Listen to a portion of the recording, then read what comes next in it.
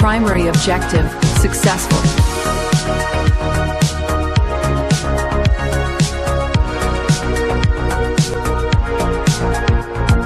The views and opinions expressed on the show are those of the guest or host, and not necessarily those of the advertisers, networks, platforms, or stations. Warning that the content of the show may not be suitable for all audiences and that viewer discretion is advised.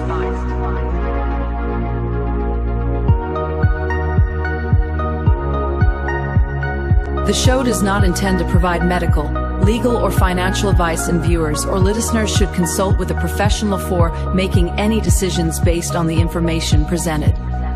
Welcome to the Vixen'S Vault. Welcome back, everybody, to Vixen'S Vault. This is the show of Nancy Planeta, and I am filling in for her today just for a little while. She'll be joining us soon, and we probably have a few other guests show up in our round table. But tonight we've got David Campione and we've got Mark with us as usual. We're sort of talking about, we were talking about the last show, the Men in Black, David.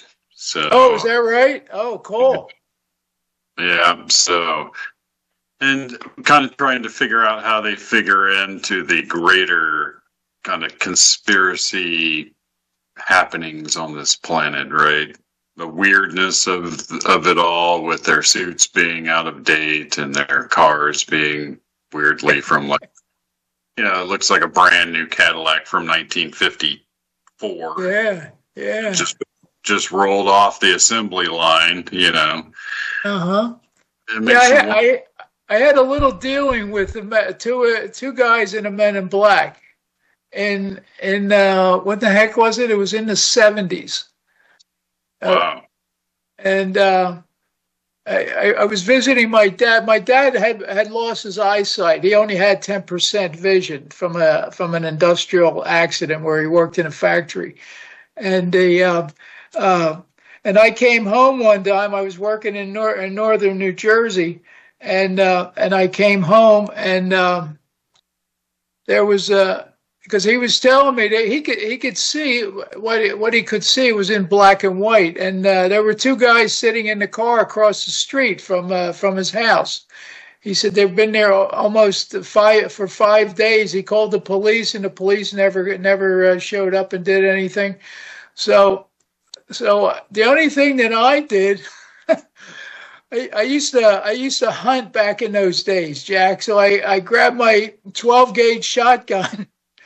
And because it was at my dad's house, and I walked out, and I wasn't loaded, and I went to put it in the car, and I was walking down the driveway to put it in my vehicle, and these two guys, they just took off because they figured he's coming over with a shotgun, and then that was it. That was the only dealing I had with those guys.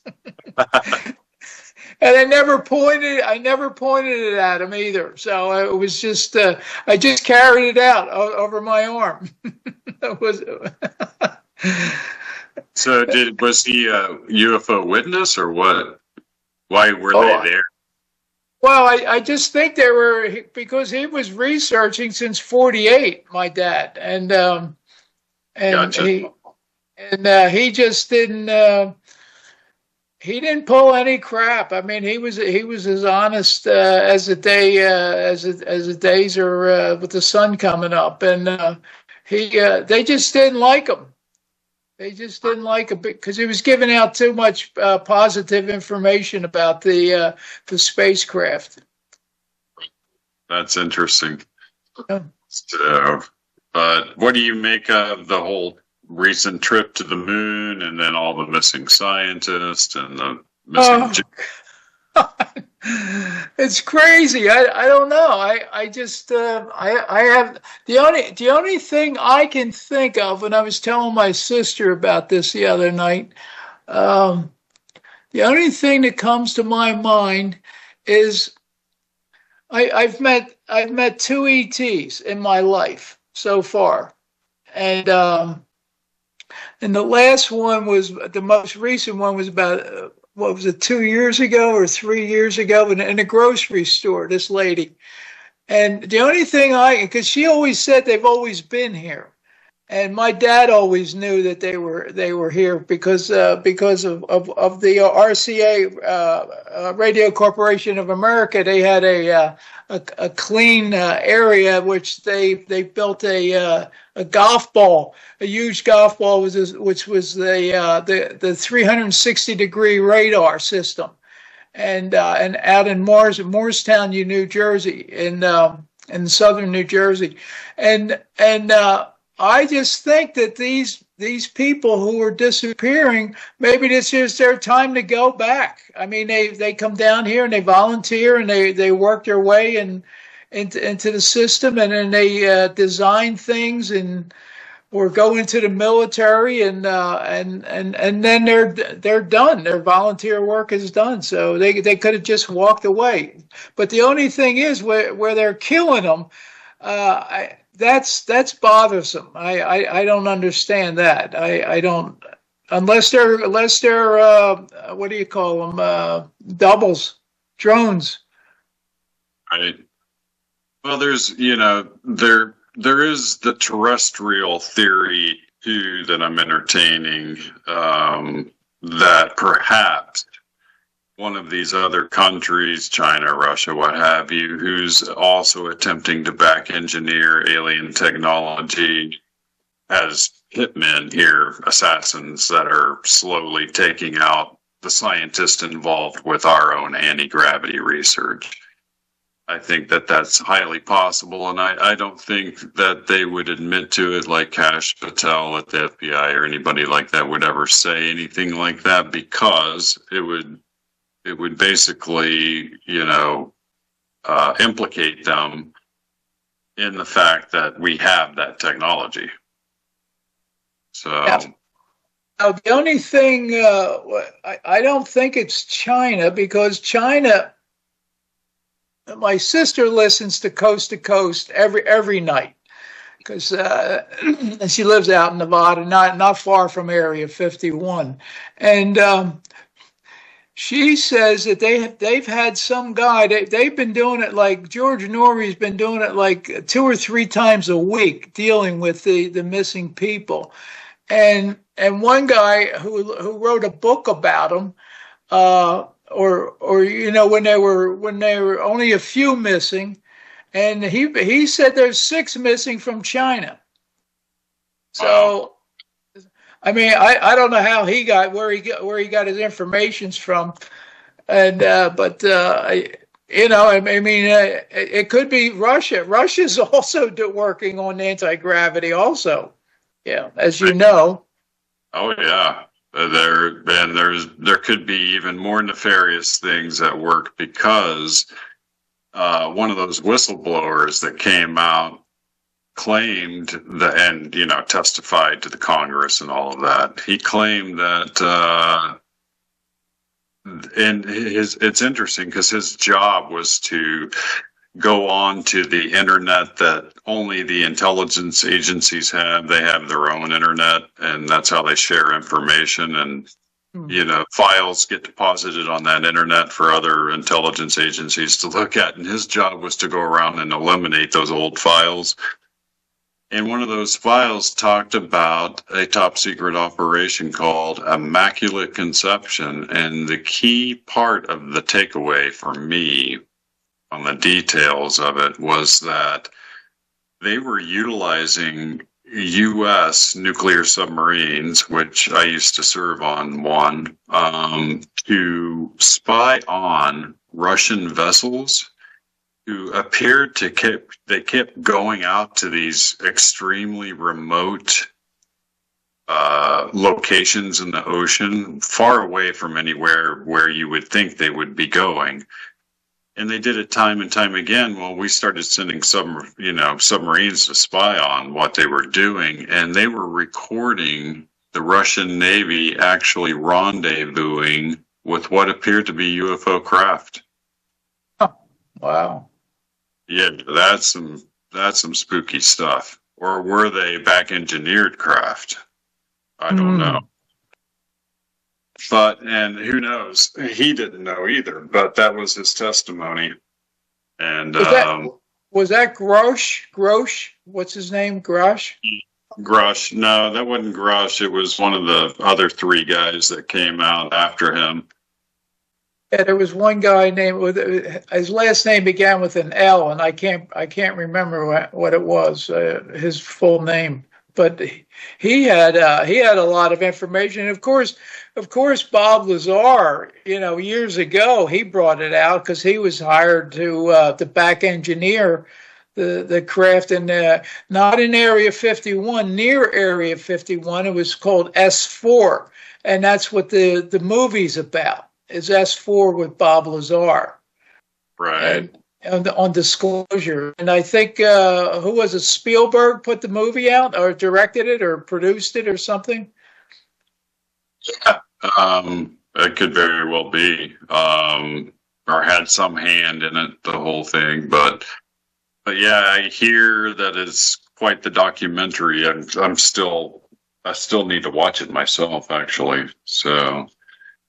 But, Bob Lazar was right about a ton of stuff, and a few things he may have been wrong about could easily be explained away by the fact that they could have been feeding him, some misinformation along with the real files. That's what you do in counterintelligence, so that if somebody does talk, they look like they're crazy. You know what I mean? Or you can basically say, oh no, they were wrong about this or wrong about that, so the whole thing must be wrong, when in fact it looks like he was right about a great deal of what we're talking about these days with disclosure and everything else.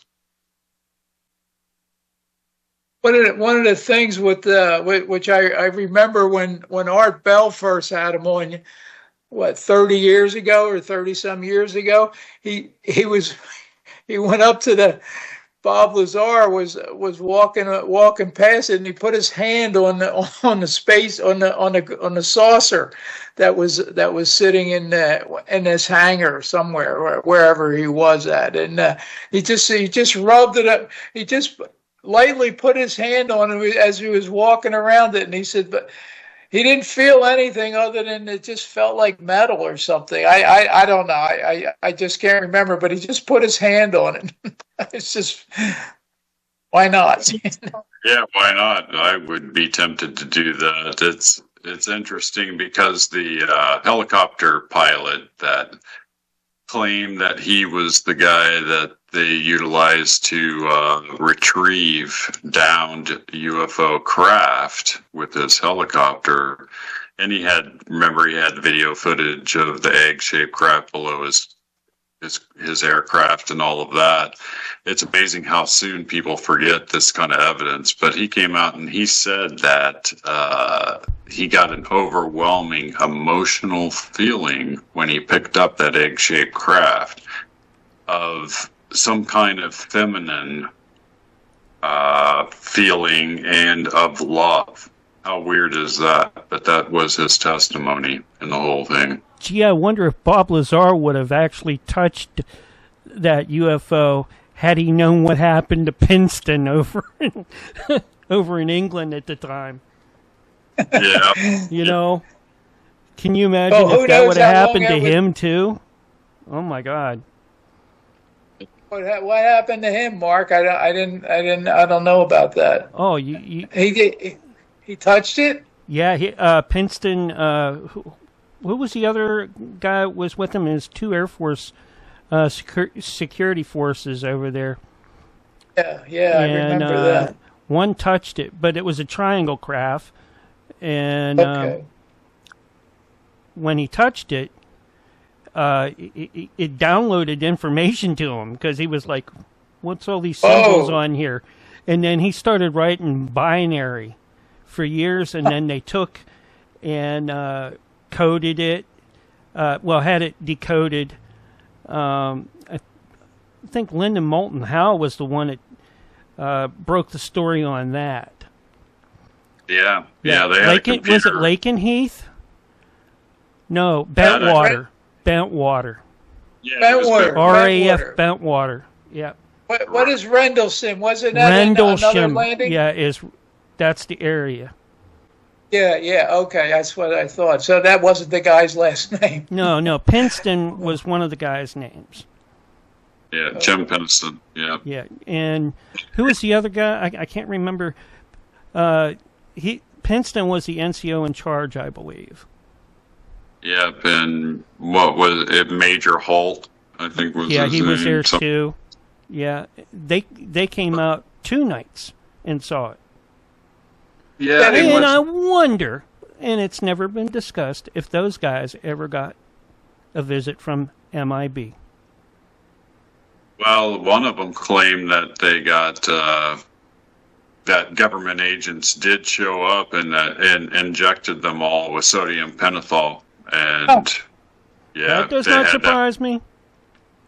I mean, it was Cold War era time, so. Oh yeah, it's a nuclear base. We're housing nuclear weapons there, which shows the fascination with our nuclear weapons time and time again. Yeah. And they were patrolling the Muns, which is a place where they house those. Right. And one of the interesting things, though, kind of came from that Peniston download, and they translated it, right? And it said something, I'm summarizing here, but it basically said, for continuous human advancement. And then it went on to state a series of longitude and latitude coordinates, right? And those coordinates were various places around the world. Like one was Sao Paulo, Brazil. One was like in the Middle East. One was at RFA Bentwaters, it was UK. One of those locations listed was for a mythological island that never existed. It was called High Brasil. Brasil, and it was supposed to be off the coast of Ireland. There were historic accounts of some sailors seeing something that looked like an island, but it was never, nobody ever landed on it or anything like that. And it doesn't exist.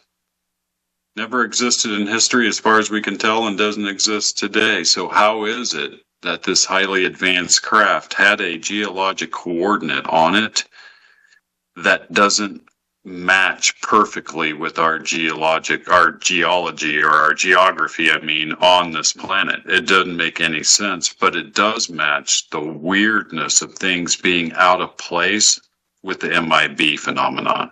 Yeah, what really gets me about that island, too, is there's another island off of Mexico that has a similar kind of story to it. Sailors go up, and and then it kind of disappears.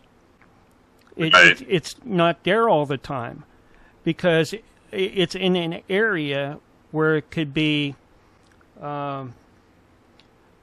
contested nationally. All right, so the government wanted to know, so they sent ships out. So that's another really interesting story if people go and look that up. You think it might phase in and out the island? Yeah, I think that there's other places like that, like this island that Jack's talking about, and possibly that's, maybe it was a last-ditch effort from Atlantis too to do some stuff like this. If we're between dimensions that phase in and phase out, well, what can really hurt us? They get the best of both worlds, and they can, and they might be in a, have it in a way that, when certain things come up, they can phase it out, so they don't get hurt.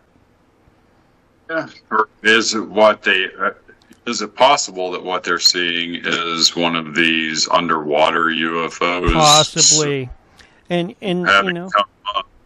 That's a good point, Jack. Yeah, a large one. Yeah, a large UFO. Because there have been estimates of 100 miles in length, and off the California coastline. This was decades ago, and I mean, it could be something like that. I mean, it's quite possible. Yeah, just very strange. Yeah, it is. It is. Yeah, all this stuff is strange. But have you ever been encountered with the MIBs at all, Jack or Mark? Not me. Not, and I've always expected them to show up, and they just never did. Can't really explain them. They should have. Well, where Mark grew up at in Pennsylvania, there was that acorn shape. Well, actually, where I grew up is called the Pennsylvania Triangle. All right. Yeah. So not only do we get UFO, we get Bigfoot, Dogman, and a lot of spiritual type activity. So it's just a weird area to begin with. And there's a place out there too called Gravity Hill, and I've been there. It's the strangest thing, but once it's explained to you, you go, oh, okay, it's an optical illusion. All right, so where you think your car is going up the hill on its own, but it's not. Mm-hmm. It's actually going down the hill. It's just an optical illusion. I've seen that on the documentary. And, around that area too. I used to, work, go fishing and other things out there, because that's the area I lived in when I was a kid. Time loss is another big thing. Wow. There's a couple times when I went to work and came home, I've lost like 2 hours where it was, and I got, cornered on, but where was I? I'm like, look, and I see, you can see you can see, and what were you doing down there? I'm like, I'm on my way home, and I can't believe it's so dark, and I'm just getting home, Wow. But yeah, you didn't see it. You didn't see anything Nothing. prior to that, Nothing. right? But, Nothing. Huh? That kind of stuff goes on all the time around there. There's huge quartz, iron ore, coal, and other mineral deposits, even sulfur. And who knows how all that, at times during certain, atmospheric times will, create something. Uh-huh. I think it's possible. It doesn't happen all the time, but it does happen probably more often in certain areas. And that's probably where people also get lost in time. Or not lost in time, but lost out in those missing 411 cases as well. Some of that happening with that. You may call it portal. Who knows? That could be a portal, or it could be, that when you're traveling through an area like that, even though you're traveling at that speed, everything around you might be traveling a lot slower or faster. Okay? So to make your time, and when you get out of that, you've lost time. Yeah. So, kind of interesting. Time slips happen. Time slips do happen, and when I was in the service, a lot of that happened. But and I was always amazed when I'd go places at certain places and be with certain groups that it would happen more. But anyways, we need to go to break, and when we come back, we'll be right back with a little bit more Jack Carey, and hope so that we can get our hostess in here soon. All right? So we'll be right back after this, folks. All right, guys, we're on break. Let me try to get Nancy was on a different Vixen's Vault, because I was typing with her before we got on with the show, and it wasn't on this site. It was on another one, another Vixen's Vault. Oh, okay, that's why. Let me let me hang up, and we'll go over there. Yeah, that's what I did. I got on the wrong one. All right. No, you did good. No. I'm on the wrong Legion of Chaos. I should be on Legion of Chaos 1. All right. Yeah, that's what I'm guys, on right now. I'm going to hang up, and I'm going to bring us right back with the proper one. All right? Okay. And then hopefully I can get Nancy and everybody else in here. All right? All right. Be right back. I got a little ahead of myself on that one.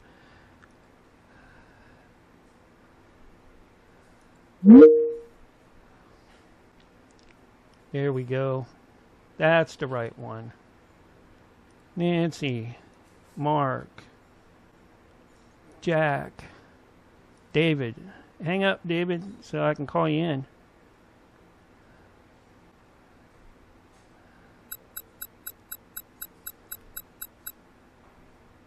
Hello? Hello, Vicky. Sorry, Hello? I called the wrong deal earlier. All right? Oh. The wrong group. That's okay.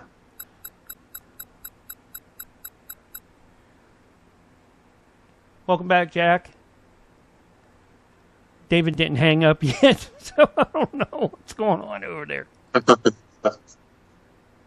Nancy's almost done and she'll be joining us. So. Is that what she said? Okay. Yeah.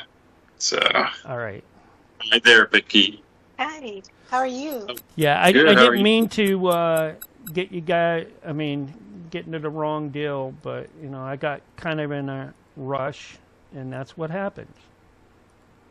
There we go, folks. No. Agrees.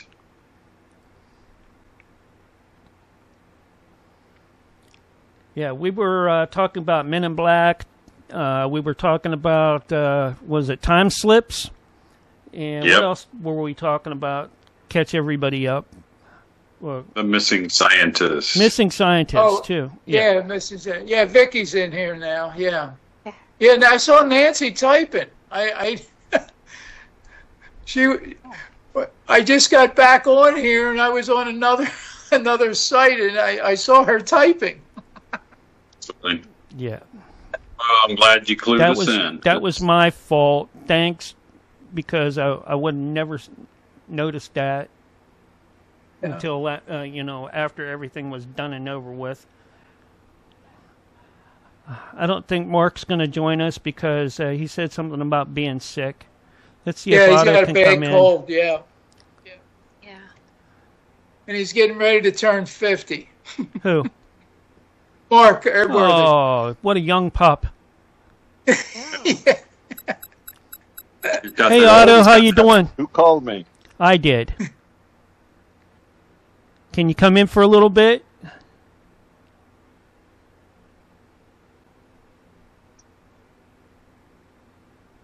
Otto, you there? We got about 30 seconds until we're Oh, he back pulled on out. there. Yeah, I guess he's working or something. Yeah. Excelsior.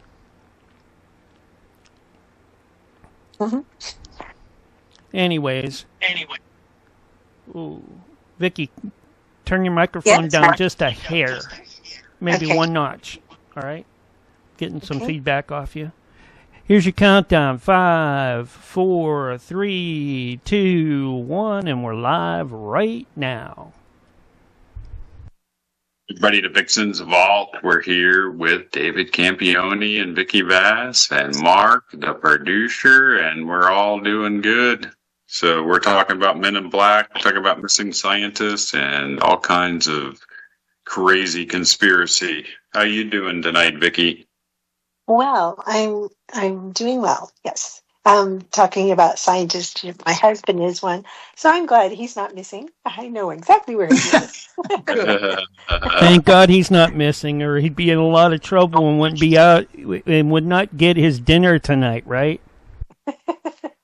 Well, it would be bad news for all of the Vast family, that's for sure.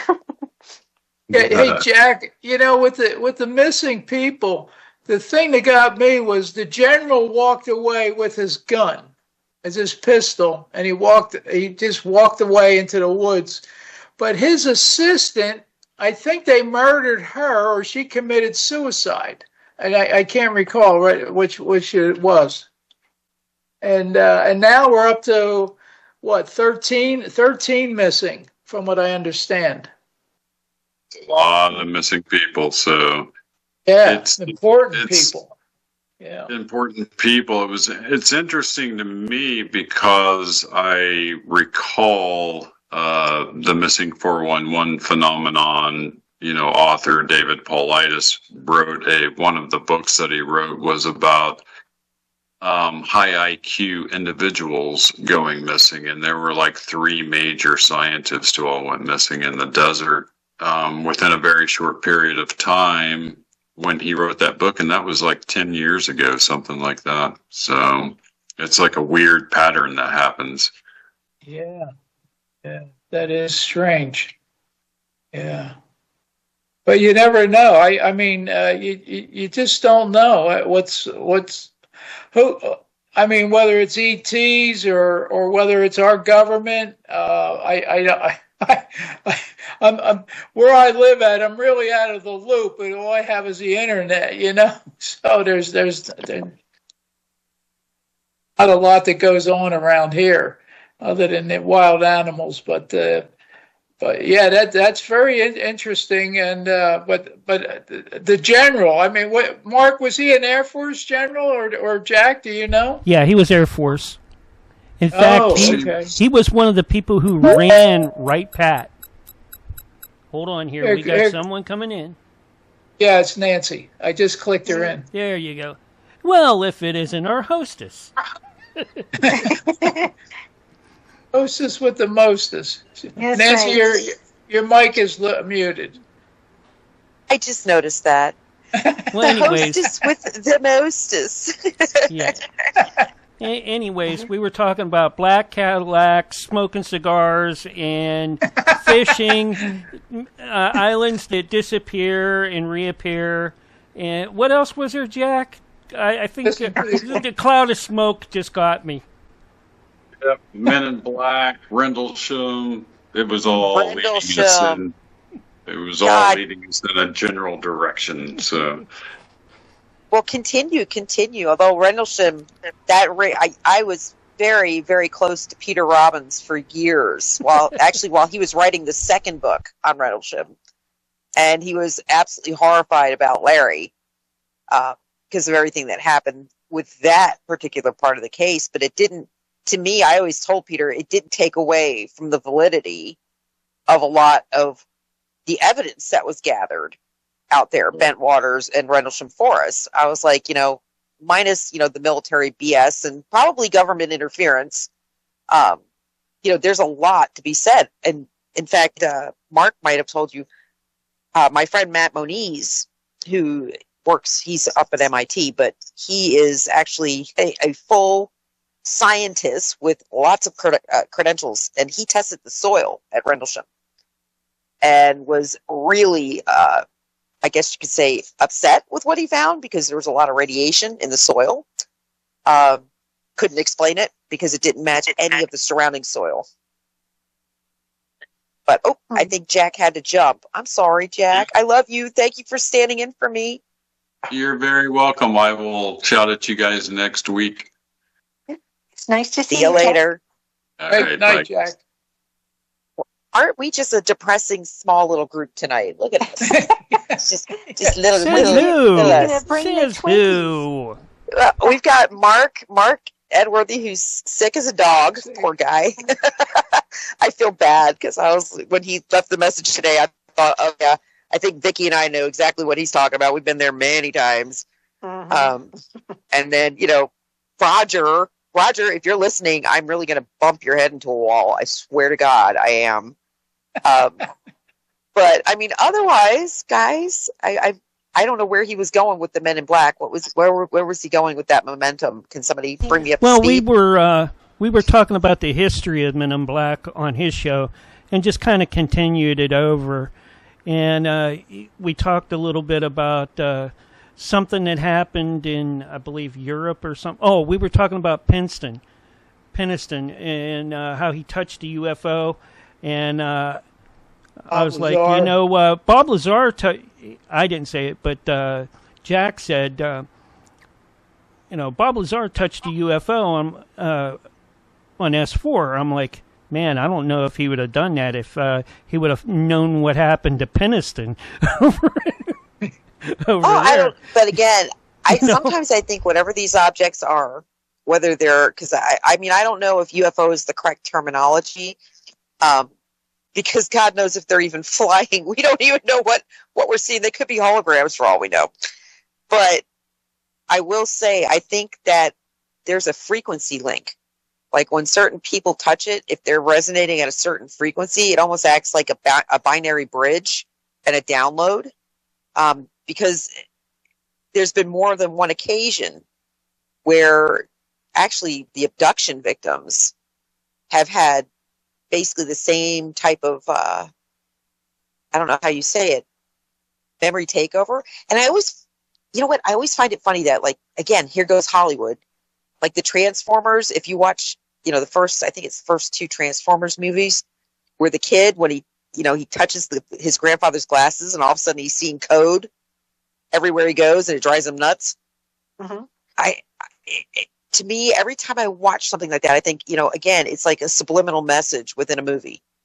Mm-hmm. Because we knew of cases where that had actually happened to people involved in abduction cases or in cases of a hands-on situation. So it's, yeah, but I'm still struggling to this day as to what exactly this all is, to be very honest with you. I mean, they released the UFO files. We all saw that this week. And it's really funny because I'm a big follower of the Black Vault. I don't know if you guys are or not. Vicky, I doubt it. Dave, you might be. But the Black Vault is basically they take all the records, they take MUFON, they scrape everything, and they put it into like a giant file that you can access. That includes all government disclosures and basically whistleblower testimonies, all that. It's all in the Black Vault. And one of the things he was talking about today was that he had posted everything he had gotten with the release, and we knew that because people were referencing it. But he said within 12 hours of him posting, files began self-deleting. Yeah, that doesn't surprise me. And he said when he contacted the DOJ about that, because it was the DOJ that released, or actually it was the Department of War, it was Hegseth. When he contacted them, yeah, didn't you find that interesting, Dave? It was Hegseth that released it. Yeah, I was like, huh, I'm glad we're all paying attention to which department's doing what. But when he contacted the Department of War, he was told that it was them doing it, but it was because they had accidentally cloned files. So they were deleting cloned files. But it was in such a rapid sequence because there was a tremendous amount of material released. So anybody who's doing due diligence, it's going to take a while. You know that. It's like the JFK files. Yeah. I don't think anybody's fully gone through those files to date. Because there's so many of them. No, they can't. You can't possibly. Even if you chopped it up between 200 people, you'd still be going months and months just trying to, if you're doing due diligence. I'm not saying you put it through AI and have AI give you a freaking opinion, because that's cheating. Right. Due diligence means you get in there and you read every single word, every single sentence. Why does that matter? Because I know there's a lot of people out there that says, it doesn't really matter, the AI can scrape it. And it's like, no. AI does not understand metaphor. It doesn't understand simile. It doesn't understand connotation. It doesn't understand or have the ability to jump backwards and check past history files that might mirror or parallel the information. Only humans do that. That's, it's why I said AI is really dangerous, because it gives people a sense of comfort. And without human intervention and human input, AI is pretty much an idiot. Mm-hmm. Yeah. The only thing it's really good at is processing.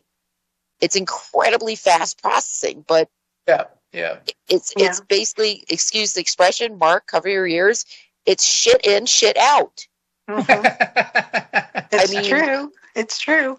Anyways, have you seen what Richard Dolan has been putting out here lately? No, actually, I've not been following Dolan at all. To be very honest with you.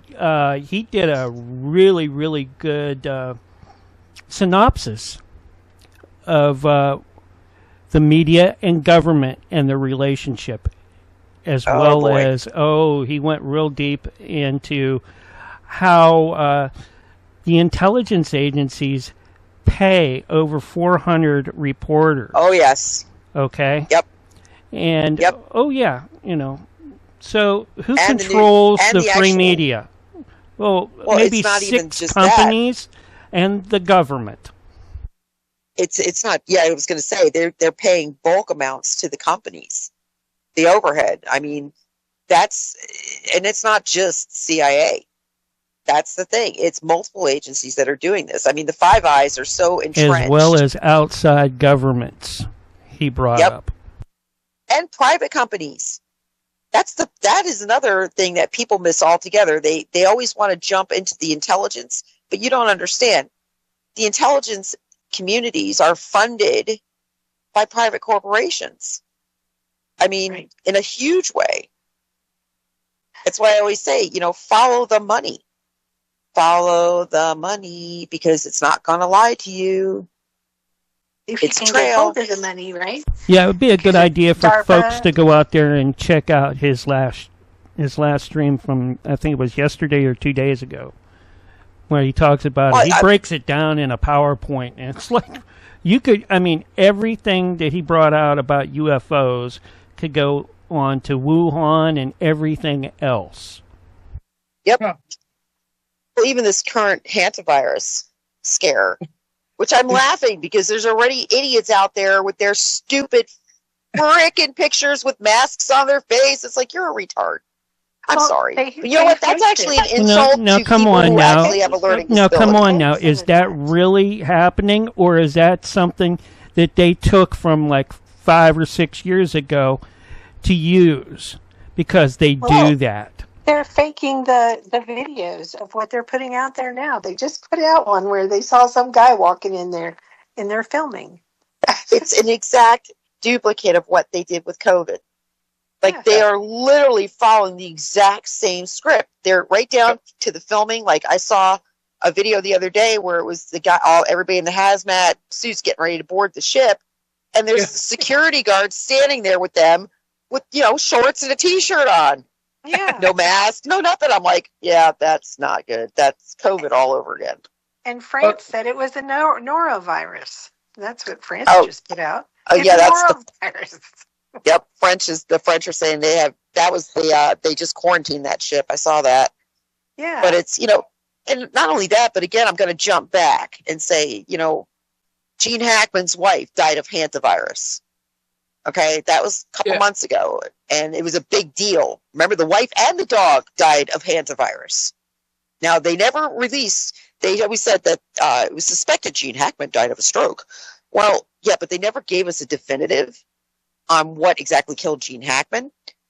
And, somebody said to me, well, I always thought hantavirus didn't do what this is. I said, no, it doesn't. It doesn't jump to humans, between humans. Yep. That's not that kind of virus. I'm waiting for them to say, oh, yeah, that's what happened to David Wilcock. Oh, yeah. Or that's what happened to the scientists. They all had hantavirus that disappeared on a walk because they died behind a bush. Because it's like COVID, it just kills you like a lightning strike. Oh my God! I was listening to Glenn Beck Monday morning, and he had a nurse call in because they were talking about on the ship, the hantavirus, and she said, now Vicky would know better than I do, or Nancy would. This particular nurse was 25 years in the ER. She worked in the ER, emergency room only. And she said that ship you have to have special equipment to figure out what the hantavirus. And that's what she was saying, because she says, no, she says, I can't imagine that little ship having that equipment on there, because they didn't even know what it was, because that's how you figure it out. If you don't have the equipment, you can't figure out the disease. Well, and I if you go back, sorry, Vic. I mean, go ahead. Well, if you go back to the beginning, the beginning of the story, let's go back to the beginning. It was, I believe, what I read was that somebody had died on the ship, and the body was there for several days, and they assumed it was a natural death until other people started getting symptomatic, and they were actually pulling into a port at that point. And that's why they had the equipment, because they were actually pulling into a port at that point. Now, I don't believe honestly, I don't believe any of it. One, because, I said, if this is a hantavirus, the Andes strain, the real special strain, doesn't jump. It doesn't jump to you. Well, that's it. That means here's the thing. If it really is like COVID, if it really, really is the hantavirus, that's a gain of function. Yeah, it's a side effect, or one of the things you could get from the COVID vaccine. That's right. It was listed. It was listed as a side effect in Pfizer. Was. Correct. Uh-huh. Correct. On like page 647 of side effects, which is pretty actually comical. Yeah. Have they brought that out? I wish they'd put that out on commercials every day. No, they still have the vaccine. I was going to say, you still can't post on YouTube about the vaccine. They will take you down. Is that right? If you post. They still will not let it be posted. You cannot. Hey! We're on and we're streaming there now. Come on. Well, yeah, but we're also not getting into detail, are we? But I mean, the thing is that, like I said, it's going to show how stupid people are. How many people are going to fall for this now, right? How many people are going to do the hantavirus dance? And again, you're already starting to see, videos of people coming, people on, oh God, the planes. Gets me every time. Passengers on a plane where one has the mask on and they're freaking out at every other passenger on the plane because they're not wearing masks. It's the stupidest. I mean, like that sometimes protect you from something. Dude, the fact that they even sold that.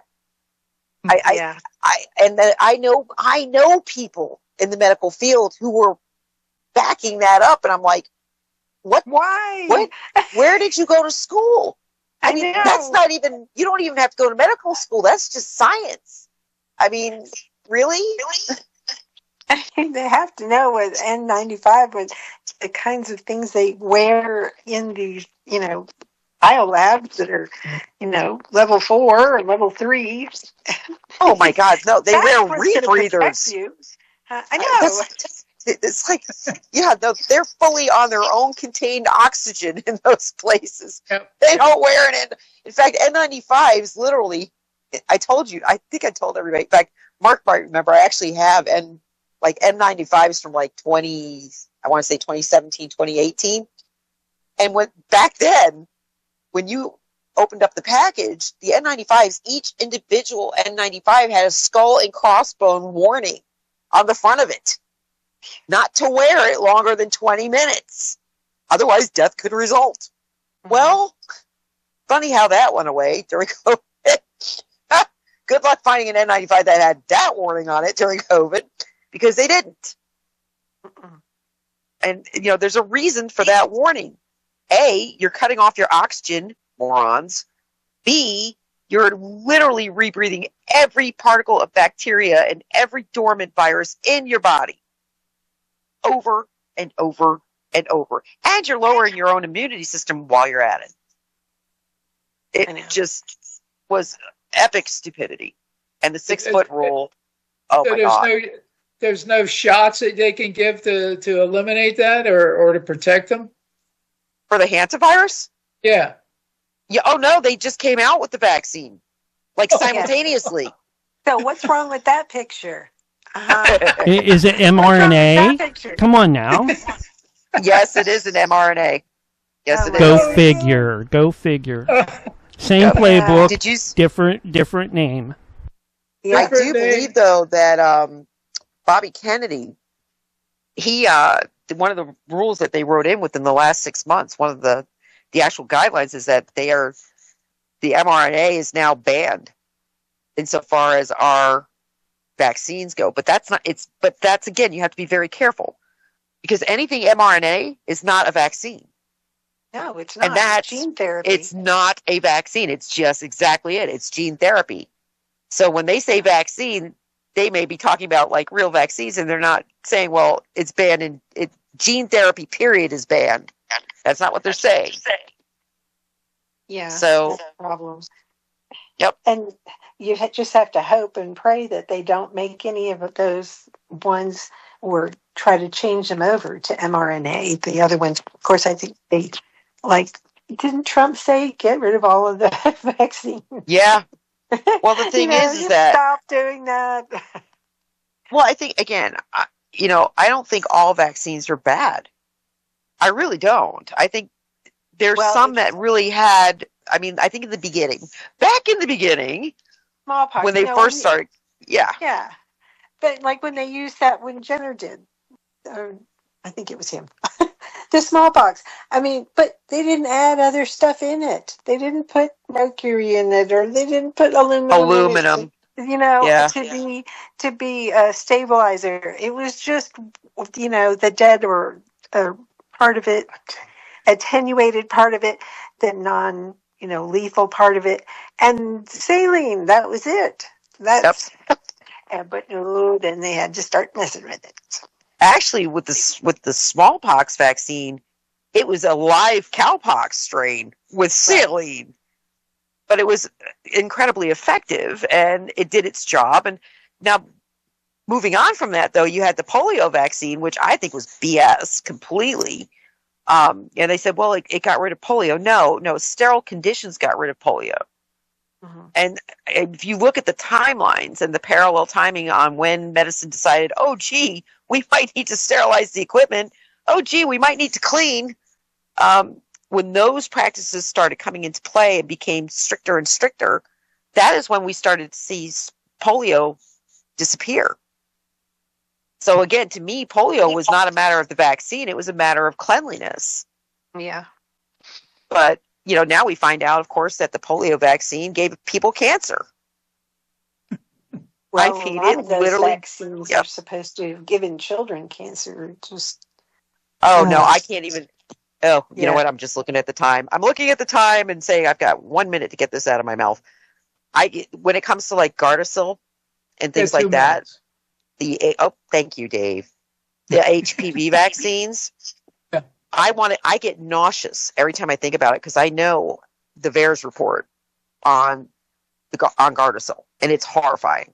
Yeah. I mean, that's the one where young girls were literally, it was causing them to have strokes. One girl actually still to this day, she can't walk forward. It completely screwed with her motor neurons. She can only walk backwards. Now, imagine that. Imagine that. And this is all for a vaccine for human papillomavirus, which, and they do commercials. You see the commercials all the time for Gardasil. Uh-huh. And what age? I was going to say, you know what age group it's aimed at? 8 to 12 years old. Yeah, 8 to 12 years old. Yeah. For a sexually transmitted disease. 8 to 12 years old. Yep. It's sick. Like I said, I get so mad every time I see that commercial. I'm like, that's actually child abuse. Yeah, it is. It is. It's a form of sexual exploitation, and it's wrong. 8 to 12 years old, you shouldn't be having a conversation with your child about sexually transmitted diseases. Oh my God. Who in their right mind exposes their kids to that at that age? They're kids. They're children. I know.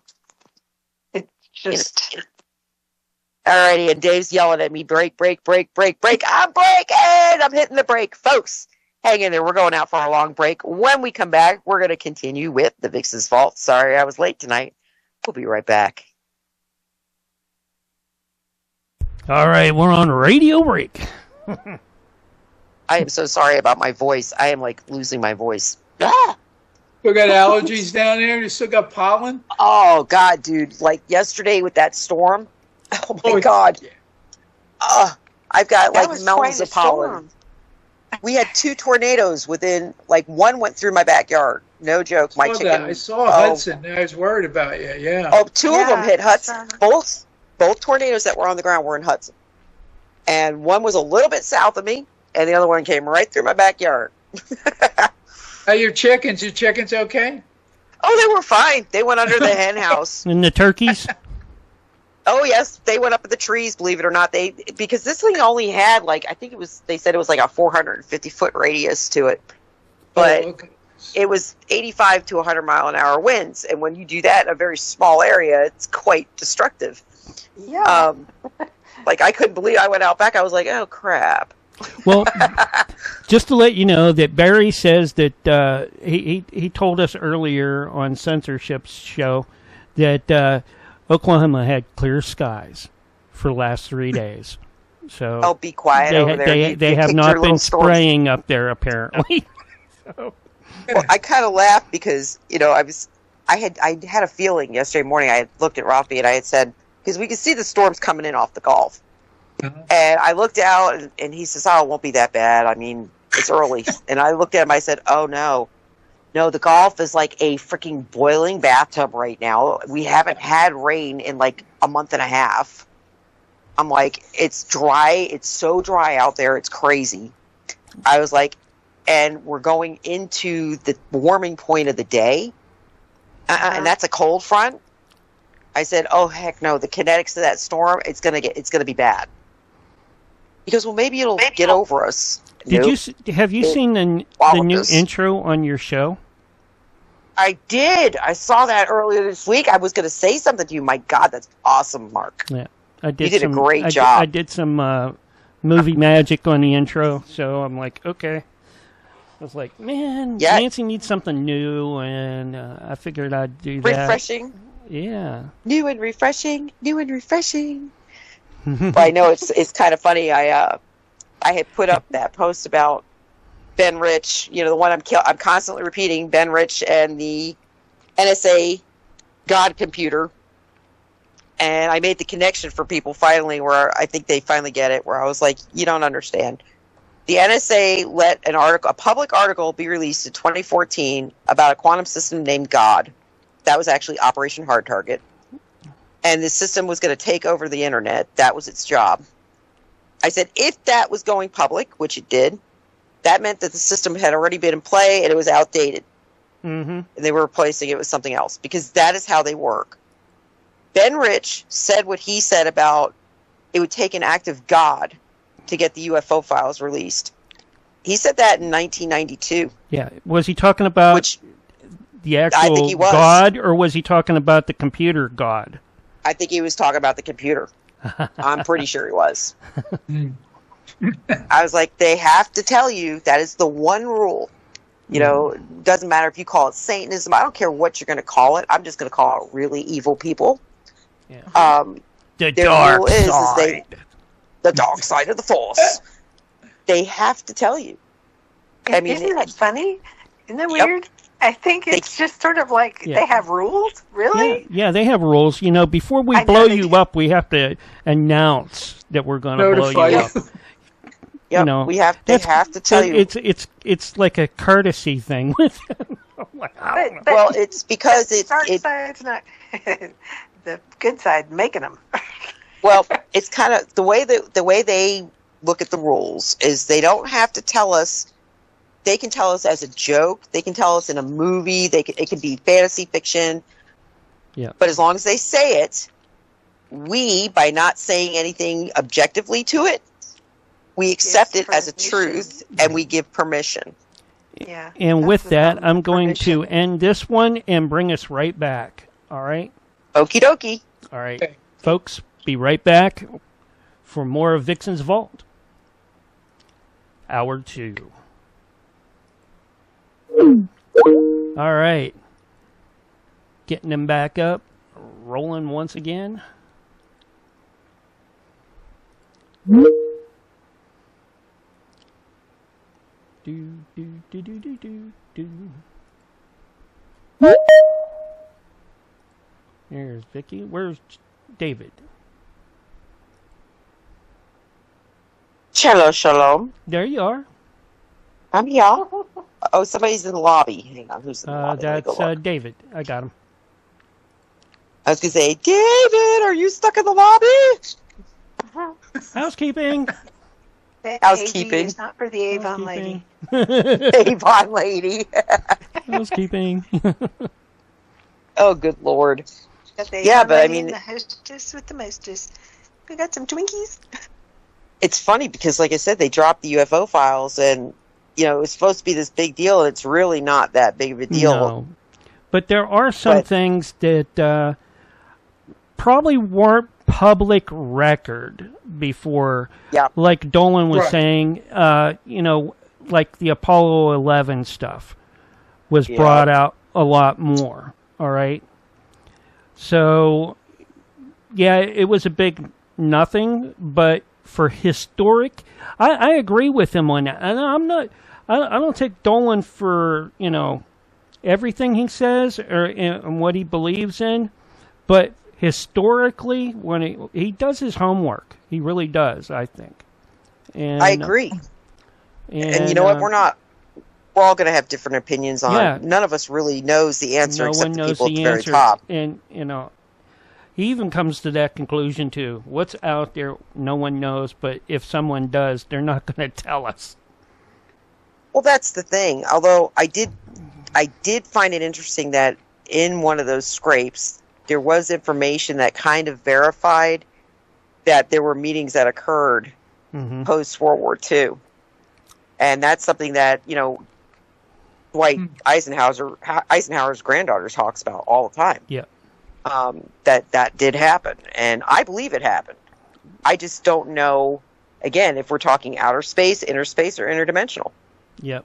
I just couldn't tell you. Or all of them. I above. believe that, there's all of them have a degree of belief. So, I mean, even when you go to, what is his name? Thor. Commander Valiant. Thor. Yeah. What was it? David, you know Valiant him. Thor. Valiant Thor, Val Thor, yeah. Val Thor, yeah. Okay. Good, Vicky. Thank you. So, how did he get to meet all these people if he didn't have some sort of, like, really inside thing or, Yep. And also, when we were talking about Men in Black before, when you think about Valiant Thor in that, and some of the description, and you take off his hair in that, and throw some glasses and a black suit on him, and have him driving around in a black Cadillac, well, he fits that description. He got the Blues Brothers. Blues Brothers, that's right. Well, again, the original ones. Because the original ones. You have to not the guys from Saturday Night Live that took the name over later. Dan Aykroyd and John Belushi. Yeah, come on now. Aykroyd and Belushi actually got that. We're under 30 seconds, but the actual Blues Brothers were actually black. Which is, But you want to hear what's really crazy? Here's your countdown, Nancy. 5, sure. 4, 3, 2, 1, and you're back live and on the radio side right now. And we're back, 10:04 p.m., Wednesday, May the 13th, 2026. I'd like to welcome everybody back to the show. Sorry I was late coming in tonight. Had a couple things I had to take care of, but glad to be here now. It's really funny because on break we were talking about, couple different rabbit holes, but the last one we were talking about was the Men in Black and the Blues Brothers. And Mark was making the point, no, not Aykroyd and Belushi, the real Blues Brothers. But right as we were coming on air, I was about to make the point, but Aykroyd and Belushi, what's really interesting about them playing those characters is they were both, and Aykroyd still is, heavy-duty believers in UFOs. Both of them. No kidding. So, I knew Aykroyd was, but I didn't know. So was Jackie Gleason. Jackie Gleason's another one. Yep. Yeah. So, I mean, literally, I find that so interesting that they played these characters that they had to have had knowledge of. Even back in the 70s, Men in Black had been talked about for decades and decades and decades. So weren't they in the in your Mothman thing?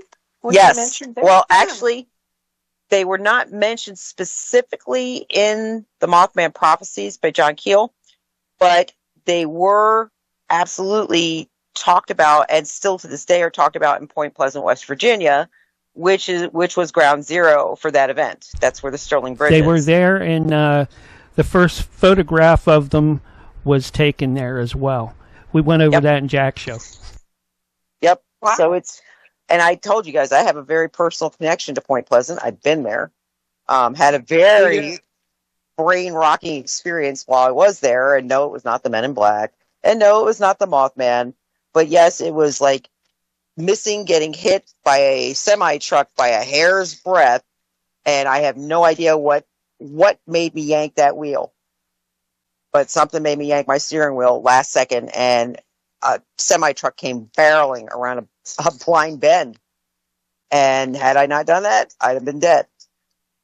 So, with my kids, because my kids were in the car.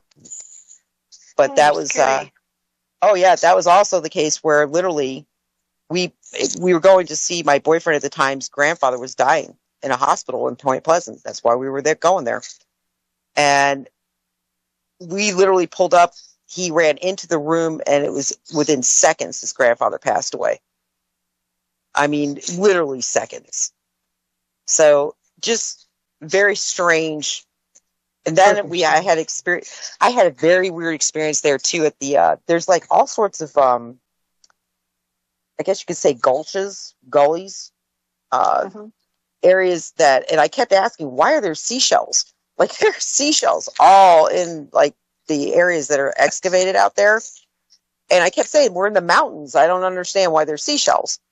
But I kept having visions of tunnels, 2x2, parallel tunnels in that area when I was there. I could not shake it, no matter what I did. And then I kept dreaming about it, and I was hearing radios, people on radio, all different languages. It was the craziest thing. And I remember being told by, oh my gosh, what was his name? He's a cryptozoologist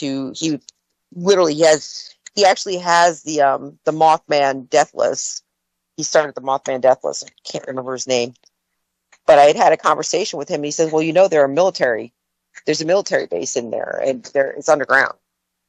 I said, no, I did not know that. I said, I was more thinking, I knew I was in Algonquin Indian territory. And I kept thinking maybe it's just, maybe this was sacred to them because of the frequencies. I remember thinking that back then. Maybe it's just I'm frequency sensitive, so maybe I'm just picking up on frequencies because of the acoustics of this area. But nope, the 2x2 tunnels I couldn't figure out. I was just like, why do I keep getting this vision of parallel tunnels? And the same thing happened to me at the Hudson River in New York. Kept getting like visions of parallel tunnels. So I don't know, guys. I have no clue what the hell or why I get I call it like almost lightning struck sometimes, where I have no clue what causes that to trigger. But I really think it has a lot to do with frequency. I just think I'm super sensitive. Oh God, no, I can't. Yeah, I'm like a dog. Near a ley line. Yes, I mean, I am serious, not the conjunctive ones. I mean, normal ley lines, I'm fine, but a conjunction, oh God, no. There's one in Paducah, Kentucky, almost killed me, literally. Had no clue. In fact, it took me, I never understood, did not understand why. I was driving through Paducah, and all of a sudden, I got super, super dizzy, and I was nauseated, and I was starting to white out, I almost passed out at the steering wheel. Pulled off, had to get a hotel room. I was shaking. Oh God. And I just thought I was just maybe I was sick. But next morning I was okay. And once I was past Paducah, I was fine. And a couple months later, I was looking at something, researching something with ley lines. And sure enough, there were 4 intersecting ley lines in Paducah. Jeez. And I was like, I drove right through it. oh my God. Yep. But normal ley lines, I'm fine. Like I said, I mean, but otherwise I'm like a dog. You know how dogs, go to the bathroom on ley lines. I'm like, yep, I know where they're at. I can tell you where they're at, but not fun. Not fun at all. Wish I understood it. But otherwise, what's been going on, guys, this week? I mean, we had, like I said, the UFO file releases. More than that, we are seeing movement on the Barack Obama case. A lot of it. And some panic. They're going to indict him? Yeah, I think so. If he's not singing like a bird already, because you forget, he lawyered up in early March. He hired like 8 criminal attorneys in early March. And once somebody lawyers up, yeah, usually they're going to do one of two things. They're either going to, talk mad game, or they're going to sing like a bird while talking mad game. So I don't know which one he's doing. My personal feeling is that Obama is going to probably not fare well, and he's probably going to jump country. He's probably going to leave. They think that he'll go to Kenya. I don't even know if he'll go to Kenya, because I'm pretty sure that would be stupid, because we'll probably have people waiting there for him. Mm-hmm. But I honestly, God, think I'm going to go back to it. I think Hunter Biden sang like a bird. I think he turned state's evidence. I think Hillary Clinton sang like a bird. I mean, there's a couple people I can name that I think literally have just given everything over. And what we're seeing is a timed release of information. Mm-hmm. And people keep saying why, but I don't understand why. Like, even I did a huge posting the other day about Barack Obama and the Epstein files. And I said, people assumed that the reason the full files were not released was because of very important people being named in them insofar as sexual relations with children. But it's not just that. If the DOJ is building a case, and it can have nothing to do with really the Epstein case, but it has to do with information in those files. Those files cannot be released if there's an active investigation going on. And that's what I kept thinking. The files that are being held back are being held back because the DOJ's got something else. There's another investigation going. Whether it be the DOJ, it could be JAG, but there's somebody else. Yep. There's something else being actively investigated. I mean, even like I said, the money that Obama gave to Iran when he left office. Yeah. Billions. Oh, $1.7 billion. Yeah. Cash. All cash. No. Now they're saying it may have been in gold. That could be where our missing gold went. Oh, is that right? Oh, I thought it was cash. It was pallets of cash that they flew out the C-5As over there with. It was maybe pallets. It was both. Yeah, maybe. I was going to say it was pallets, but I don't think anybody ever identified what was in those pallets. But I do know one of the really interesting rumors I've heard over the last, 2 months since the Straits of Hormuz closed was that one of the reasons that tug of war was happening was because they're open again. Straits. Nope, they're closed. Sorry. What? Oh, there he goes. Okay. What? I was like, hello. One of the reasons the straits were closed was because there were several cargo ships in the straits that were carrying our gold back to us. Well, I didn't know that. Oh my gosh. That's a rumor. It's a rumor. I can't confirm that, but it does make sense. It makes sense. Yes. So it makes sense that Trump announced on Sunday. He did an interview with Cheryl Atkinson on Sunday, and he said that they were going to inspect Fort Knox. And I know somebody had responded to me, oh, no, that was months ago. I'm like, oh, no, this just happened Sunday night. He did an interview with Cheryl Atkinson. Months ago. They never went in months ago. Nope. Doge audited, and we never heard the results of the audit. Right. Correct. And then we had all this stuff with Iran kicking in. And it does. That's why I said it makes sense that it might be those cargo ships in the Straits of Hormuz. They actually might be carrying our missing gold. Well, what about our cake? That's open again. No, it's closed. What about our cake? Yeah. Oh God, our cake. Oh yeah. No. Yeah. Well, I think it's interesting too that Trump's in China right now, and you notice the press is not really covering that very much. Probably because they don't know why the hell he's in China. How can they not know with all of those people in business, those the head of all the most important? How could they not know? But yeah, well, and Elon Musk is with him. Yeah, and so is Tim Cook also. Yep. Apple. Some very interesting things. Yep. And Jensen. And Jensen. Yep. I think it's over to silver. I think it's all about the silver. I could very well be. But like I said, I don't think Xi Jinping is an enemy. No, I really don't. I have not thought that for many, many decades. I just don't see it. He's not. Neither is Putin. No, God, no. Putin is not. No. Yeah. And we've been told many times, guess what? They're working together to straighten this whole mess out. You know, and the other funny thing is that, you know, we always, research tells you that, and just watching the first Trump administration, we saw alignments there. Okay. You saw Putin meet with Trump. You saw China. Xi Jinping was at Mar-a-Lago multiple times. Then you saw the Prince of Saudi Arabia, the new one, remember, because there was all those assassinations and deaths in 2017, right after the Las Vegas massacre. Oh, yeah. I mean, again, timing is everything. And then all of a sudden you had, you know, they were doing that huge welcoming for Donald Trump in Saudi. And he participated in that dance that no other Western leader had ever done. And that's kind of like, it was almost like a form of obeisance, which was really interesting. Well, yeah, they even moved the king dance. Yep. I mean, it was, he got the sword. Mm-hmm. And then you had, of course, North Korea. Yep. You know, he met with King Jong-un. So, I mean, again, there's a lot of evidence sitting there, but what you got to ask yourself is, who didn't he meet with?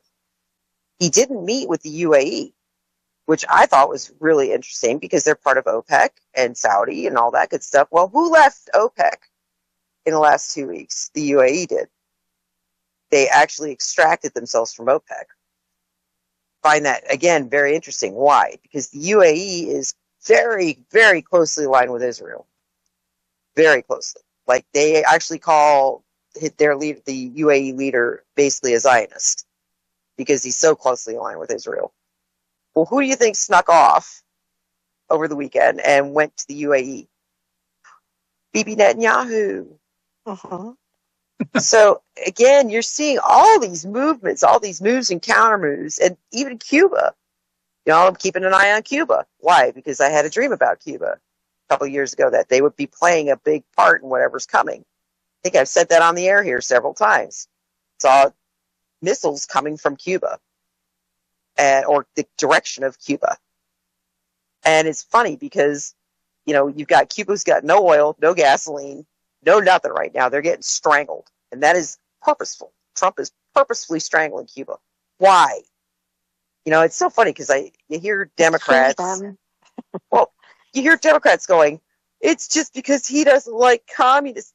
Guys, oh, please. That's the stupidest thing I've ever heard. It has nothing to do with communism at all. It really doesn't. Not what's going on right now. It has everything to do with the fact that Obama aligned with the Cuban president to basically steal the elections. There were multiple things going on with Cuba and Obama. And I always kind of trot back to the fact that in 2014, and I think I've said this on the air before too, 2014, much to most people's knowledge, they don't know this, but a huge shipment of Stinger missiles somehow accidentally got shipped to Cuba. Accidentally. Whoopsie. Yeah, accidentally. At the very end of the Obama administration. So basically, you know, the 2014, you're past your 2-year hump he was into his 6th year, and it was at the end of 2014. So basically, he's ending his 6th year in the presidency. He's only got 1 year left. And he's got to put all these pieces into play so he can have this shadow government when he leaves office. And we saw the Iranian payment. in the 7th year, we saw a Stinger, oh my God, a massive shipment of Stinger missiles accidentally show up in Cuba. And by the way, they were never given back. So, why, how could that not be a huge deal?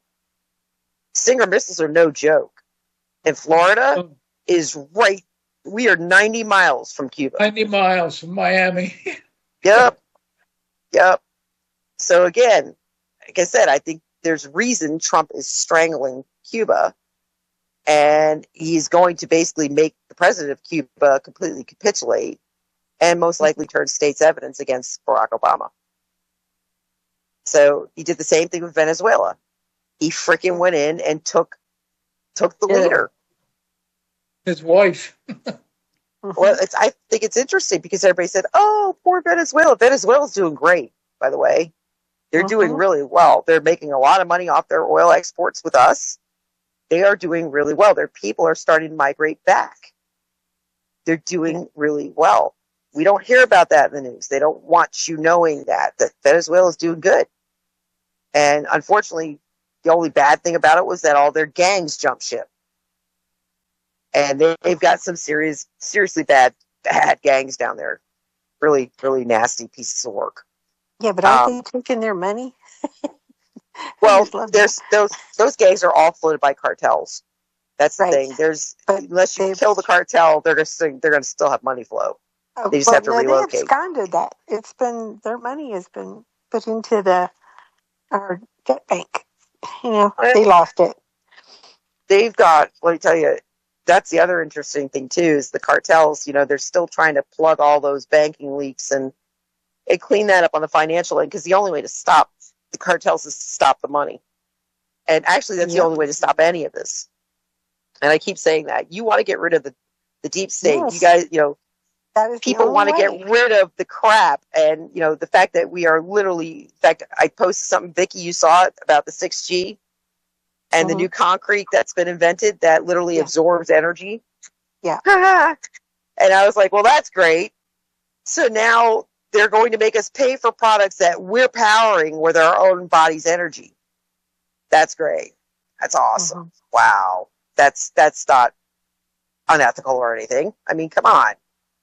And people are just so stupid. They go with it. Like, isn't that cool? Look, I'm powering my cell phone. It's like, yeah, and you're paying to power your cell phone. Isn't that cool? Not really. Idiots. I mean, it's just crazy. Crazy. Well, welcome to the Matrix. They thought that they thought that the pallets, were cash, because that's what the deep state does. They do it all in cash. It's unmarked. There's no way to trace it, but with a new system, there will be a way to trace it. And that's the other interesting thing that, I saw something yesterday about Trump coming out with the $100 gold back that wouldn't be considered treasury currency, but it would allow the American people to choose between the fiat dollar and the gold back, which I thought that will crush the Fed. That will absolutely destroy the Fed. It'll maintain the banks. The banks will be okay, but the Fed will be destroyed. But it's worth nothing. Like, wow. It says it has no value. Those things have no value. It says in the small print. So why would anybody pick the fiat? Well, because people are stupid. But with that, I got to take us out to our last break of the evening. Folks, we'll return in just a few moments with the last segment of the Vixen's Vault. Hang in there. All right, we're on radio break. Yeah, I'm wondering if they're gonna, if you said there were rumors are the two ships over there and Hormuz with gold on it. It's open. Oh no, it's closed. It's closed. Yep. Maybe they're going to back everything by gold standard again. That's what they want. Yeah, that's what we've. That's what. Okay, being very honest. Vicky will tell you this too. This has been what we were promised the whole time. Yep. This is one of the things Q was very adamant about, was going back to the gold standard, because it will restore the republic. Yeah, If you go back to the exactly. gold standard, it will restore a republic. So it was it's something that, again, when I saw that about it, the Straits of Hormuz, there were cargo ships out there with our gold on it. I thought, oh crap, does that make sense? Now that bricks it. Oh wow. Now, getting back to Trump being over in China, do you think that they're trying to take and use the silver to back the Brexit? Yep, I absolutely do.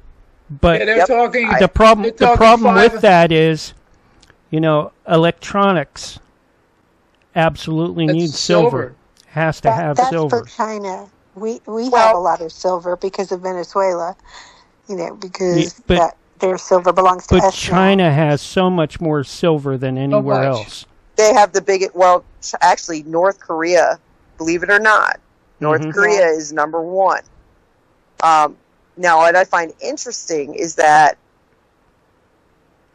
you could actually. That's the only reason I hate the quantum financial system. I really don't trust it, but No. that's the way around it. If you do the quantum system backed by gold, silver, Right. that is a way around it. Yep. And platinum, gold, silver, and platinum. Yes.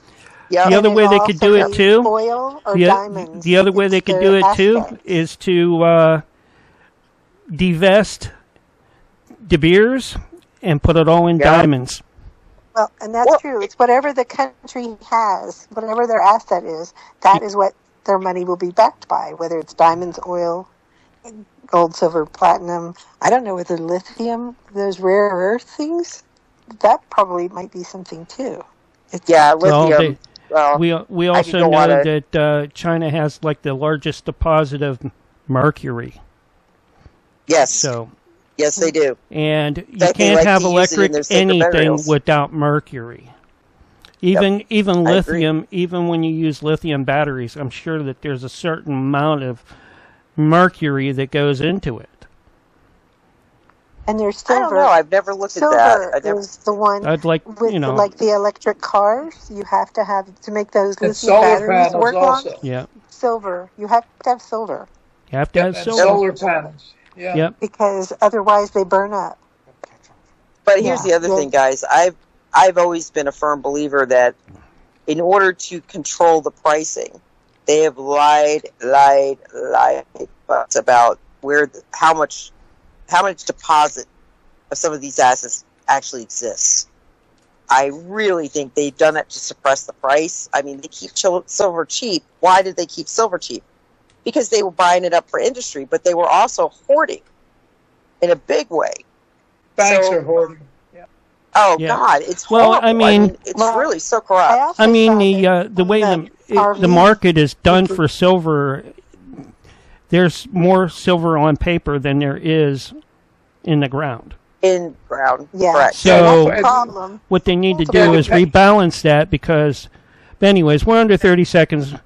Get with Jack on that one. Jack will tell you the whole story about silver and that. So, yeah. I think the silver is 400 to 1 on paper. Yeah. Yep. But we also have a lot more silver than they're letting on, too. Yeah. That. And here's your countdown. I mean, real silver. 5, 4, 3, 2, 1, and you're live right now. And we're back, 10:29 p.m. Eastern Daylight Time, Wednesday, May the 13th, 2026. I'd like to welcome everybody back to the show. Once again, a quick fire. I almost feel like it's like minute dating sometimes on break because we are just quick firing. I mean, 1,000 different things go past, and we're talking about it's open again. Subjects. Nope, now it's closed. Yep, that's closed. I mean, literally, it is the fastest 5 minutes on the planet when we're on break because we are just 1,001 brainstorms are happening. But we were talking about what if, the what if the reason that's the whole debacle with the Straits is occurring is because the carriers out there carrying our gold. And that would be needed if Trump is going to do a gold back bill that is not under the Fed, those ships would be necessary to get them back here to restock the gold in Fort Knox that apparently we had audited by Doge, we never heard the results. So he found he found Solomon's mines and started digging some more out, and which actually led to a tunnel all the way over into India, into those locked chambers that they can't get into, that they refuse to open up right now because of the Nagas, right? Well, Yeah, there you go. Gold There you go. came from the Vatican. I was just going to say, Fort more Knox. realistically, Yeah, we have more than it's just maybe not in that one spot. We have other places that we're storing it. yep. Well, and you It's not guys like- forget, too, during Trump all the- 1, Mhm. there was a massive Civil War cache of gold that was recovered in Pennsylvania Yeah. under Trump 1. And it was found, and then it literally, The it was FBI gone. stole it. Yep, the FBI FBI came in and stole took it. it all. Yep, Mhm. that's what happened. But that was a huge cache. And it was only one. There's said to be multiple caches Yes, from the Civil multiple. War. Yep, all over the country, including the Grand Canyon. And So- plus the Vatican gold. Oh, God, the which was Vatican brought gold. over here. Yep. Yep. So, God, and again, nobody listened to me with the whole, when the new Pope got elected, everybody's like, look, he's a conservative. I'm like, are you high? Did you get stoned behind the school before you actually read about, look at his history. Yeah. Conservative, but he's nowhere close to conservative. And even if he was, I still wouldn't trust him. Why? Because that's just an identity thing. People, you know what? I can tell you a million people who call themselves conservative who are nowhere close to conservative. And a million people who call themselves liberals who have no idea what an actual liberal is. I mean, so literally, I'm kind of, it's funny, I'm kind of getting tired of hearing the little labels of conservative and liberal, because I don't even know if either actually exists. We're people, and politicians are politicians.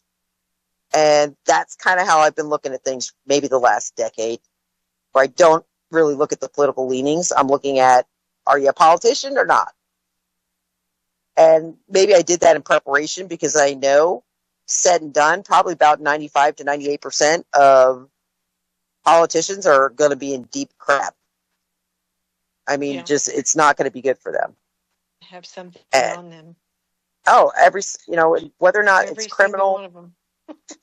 it's ridiculous. And the fact that they're that corrupt. But again, we've known this for decades. Mhm. I mean, it's not like the voting masses were not aware of the fact that there was a slush fund for Congress for sexual harassment. I mean, like literally tens of millions of dollars in a slush fund to pay off people who accuse members of Congress of sexual harassment. And that got quiet. It was a hot topic a few years ago, and then they shut it down. The media shut it down. Yeah, Biden came into office. The sniffer liquor. Dude, jeepers creepers. Yeah, Jeepers Creepers is right. Oh my God. I can't Pitiful. even think about how future generations are going to read the biographies of some of these individuals. Literally.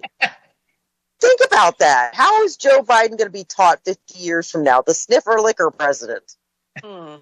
Because he couldn't control himself from sniffing and licking children. Children!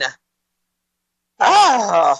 That was deplorable. That was your deplorable right there. Yep.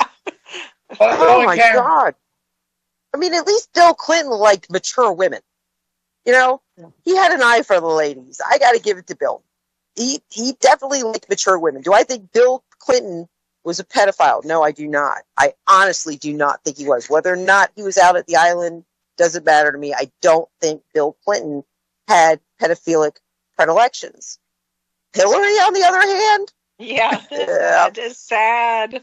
Oh. I have a very different opinion of Hillary. But Bill, I don't think so. It's like, that would be like accusing Donald Trump of pedophilia. It doesn't make sense. Yeah. He likes beautiful women. He likes intelligent women. I don't think Bill actually did the intelligence scale. I don't think he cared. But he liked pretty women. But he liked women. That's the key word. Mhm. Women over the age of 18, at least. I mean, Monica Lewinsky was in her early 20s, but come on. That's 21. I was going to say, most red-blooded men look at a 21-year-old and go, dang. Mhm. They do. because they're firm, they're young, they're full of life, they're beautiful, and they haven't had a kid yet. That's right. Oh, God. You know, so, and that has nothing to do, by the way, because usually, in my personal opinion, I think women reach their beauty peak in their 30s. I think when they're younger like that, they still kind of have that, they have that pudginess still to their skin and their face. The baby when fat, they get, yeah. Yep. After 28 and into the 30s, they start chiseling out and their features become very refined. I really think women are at their most attractive in their 30s. Really, really think that. I agree too. Yep. And it could be a combination of, you know, your aging, but also your maturity levels, your intelligence changes. And I think that can actually change how you walk, how you talk. It changes so many things about a female. So, yeah, I never understood why guys are attracted to them when they're young like that, because they're really, they need to age a bit more. They got to refine a little bit. But they can have children, and at that age, Yes. I mean, Yep. so, and that was necessary for the species, because a lot of times they didn't make it to 30. Mm-hmm. And that is the truth. It's something that's kind of pre-programmed in a male genetically. It is. And actually, it's something why I never brought with Ralphie, because, oh God, Ralphie does have an eye. He's Puerto Rican. But I mean, I always said, oh, you can look all you want. You order off that menu and I will freaking destroy you. You understand that? Are we good? Clear? Good. Okay. And if you wreck the car because your neck is craned to look, yep, I'm going to kick your ass all the way to the hospital.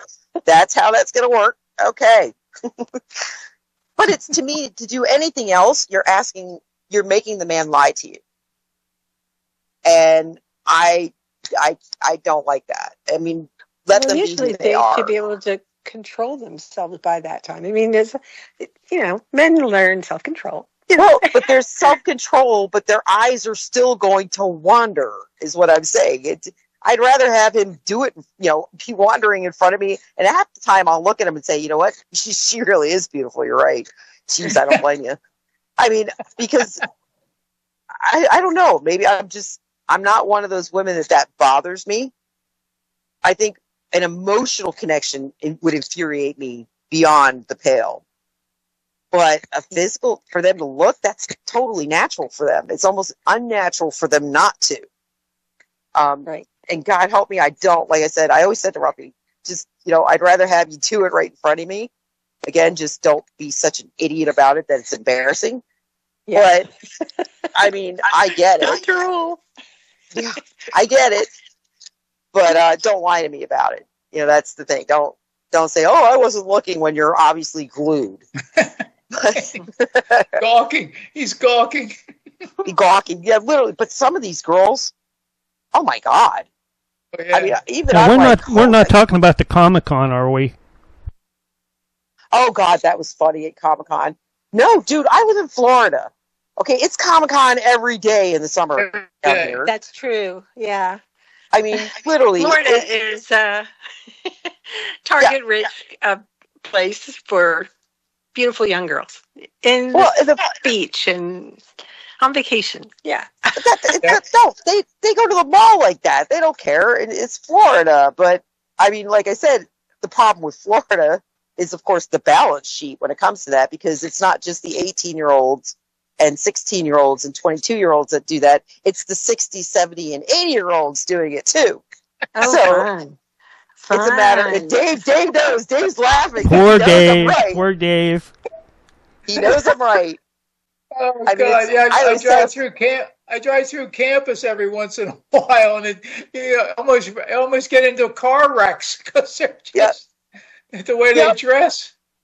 Well, it's so funny because I always say to people, so if you want to see the youth of Florida, you go to the beach or to one of our college campuses. Yep. If you want to see the other extreme, you go to the villages.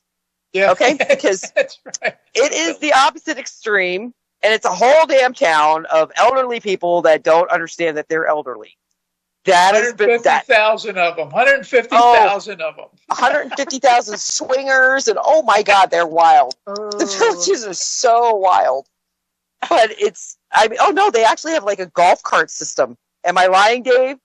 Yeah, They have- that's what they do. Yeah, they got golf carts.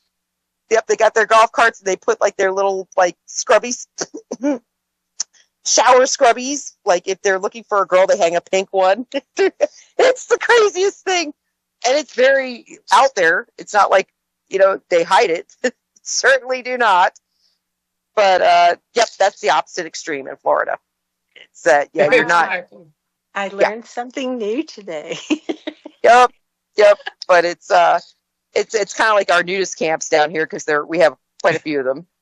And I live not even 15 minutes from one. It's called Caliente, and it's been here for about 50, 60 years. And it is basically a little city of nudists. And I had a really good friend who she worked for Coca-Cola, and she did sales, and she got us her first week on the job. She gets assigned to Caliente. And she was from Boston, Massachusetts. And I never forget, she called me and she goes, Nance, you've lived in Florida for how long? And I'm like, since the 70s. Have you ever heard of this place called Caliente or Caliente? Or I'm like, Caliente? And she goes, yeah. And I was like, okay, why are you asking?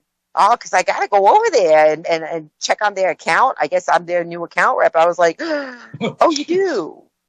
And she was like, yeah, should I know anything about it? I mean, I'm here. Guys are all laughing at me. I don't understand why. And I'm like, wear sunglasses. That's how I wear said to her. sunglasses. And look straight ahead while you're driving. And if you come to a sidewalk crossing, close your eyes. Stop the car and close your eyes. And I'll never forget it because on her way out of there, she called me. She's like, I am quitting this job. I am never going there again. Oh, my God. Nobody ever told me men drop too. Oh, my God. I think I'm going to throw up. I mean, it was the funniest conversation in history. She just was horrified because they have no clothes on, Nancy. I was like, yeah, I know. It's called Caliente for a reason. Hot. And she goes, but Nancy, they're not wearing any clothes, Nancy. There's no bathing suits. There's no nothing. I was like, yes, I realize that. And they're not attractive, Nancy. Oh, yep, I've heard that too. Never been there, but I've heard it. Well, don't they do that in the nude beaches in Europe? I mean, they all walk around. Yeah. Oh, yeah. And they're totally nonchalant about it.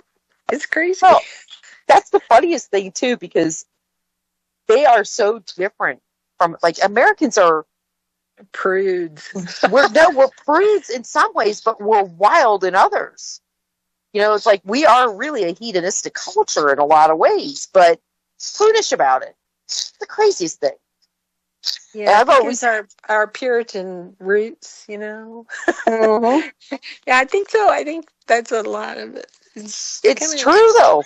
Yeah. I mean, think about some of just even back in the 70s and the 80s, how risque some of our advertising was as compared to Europe. Where in Europe, I mean, like literally, they walk naked on their beaches all the damn time. They have sex wherever they want, pretty much. I mean, yep. It's not. They laugh at us for that. They do. They do. Shocked. Yeah. Yep. It's crazy, but it's true. It's true.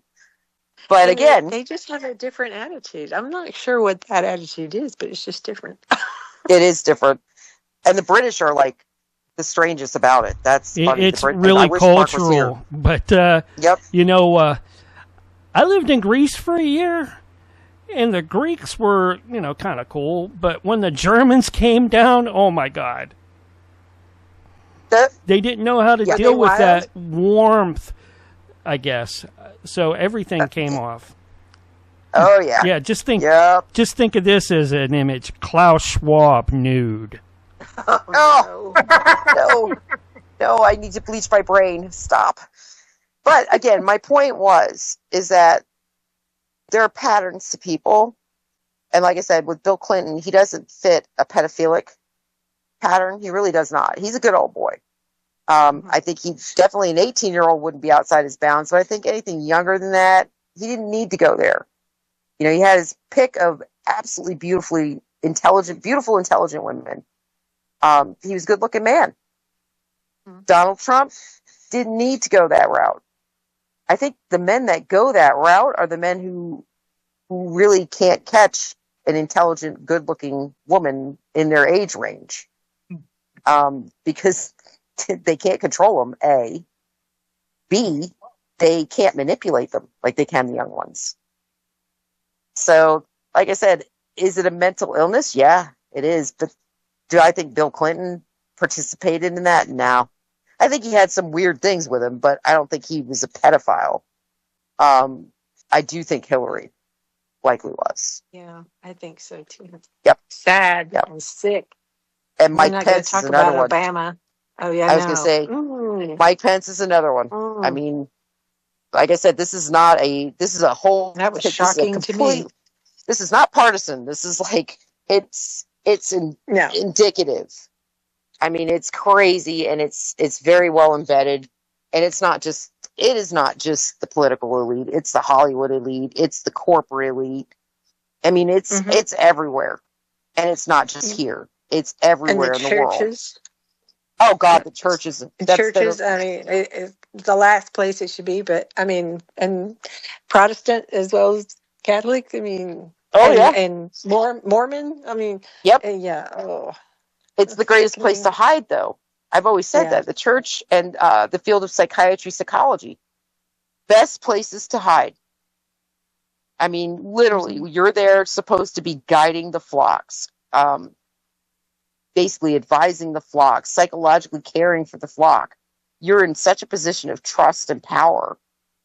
It's the perfect hiding spot. And law enforcement, I hate to say. Yep.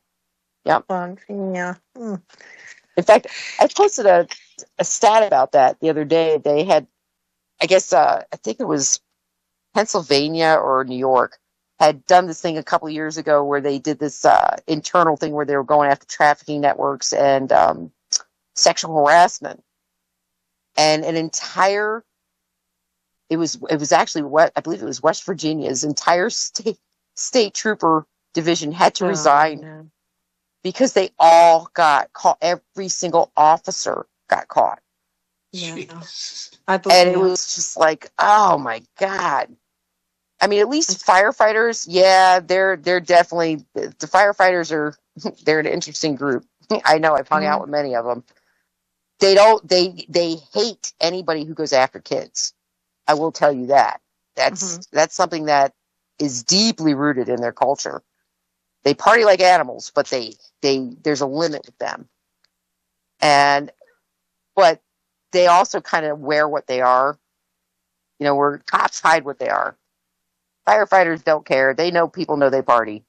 They don't care. As long as they're sober on the job, they do their job and they do it well and responsibly. That's what matters. Unfortunately, with cops, it kind of, a lot of times it goes over the line. And firefighters will out one of their own. I mean, I know we had some arrests here in Tampa. A fire chief got arrested.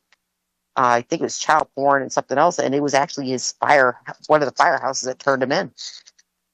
Yeah. So they are not the cops. They are definitely a Lobo organization where they are, they support each other and they're there for brothers for life. But you do something like that and they're like, bye, see ya. Don't let the door hit you in the ass. So I have a deep respect for that.